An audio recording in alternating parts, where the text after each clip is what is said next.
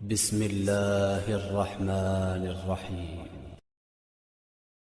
جیسا کہ آپ جانتے ہیں کہ ہر شخص جو عمل انجام دیتا ہے اس کی تمنا اور آرزو یہ ہوتی ہے کہ اس کے اس عمل کو اللہ رب العزت قبول فرمائے، اور ساتھ ہی ساتھ ہر شخص یہ بھی چاہتا ہے کہ وہ اللہ کی پناہ میں رہے اور گناہوں سے دور رہے، اور کوئی بھی کاٹنے والی چیز اسے نہ کاٹے اور کوئی نقصان نہ پہنچائے۔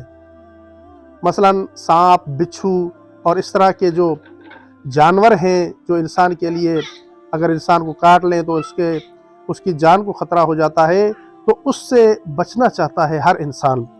تو آج میں امام موسیٰ کاظم علیہ السلام سے ایک وظیفہ پیش کرنا چاہتا ہوں۔ جو شخص ہر فریضہ نماز کے بعد آیت الکرسی پڑھے تو کوئی کاٹنے والی چیز اسے ضرر نہیں پہنچا سکے گی۔ ہر فریضہ نماز کے بعد پابندی کے ساتھ آپ آیت الکرسی کی تلاوت کیا کریں، تو کاٹنے والی کوئی بھی چیز آپ کو نہیں کاٹے گی، کوئی نقصان نہیں پہنچائے گی۔ اور پھر ایک اور حدیث میں ارشاد فرمایا کہ جو شخص ہر فرض نماز کے بعد آیت الکرسی کی تلاوت کرے تو اس کی نماز قبول ہوگی، وہ اللہ کی پناہ میں رہے گا اور خدا اسے گناہوں اور بلاؤں سے محفوظ رکھے گا۔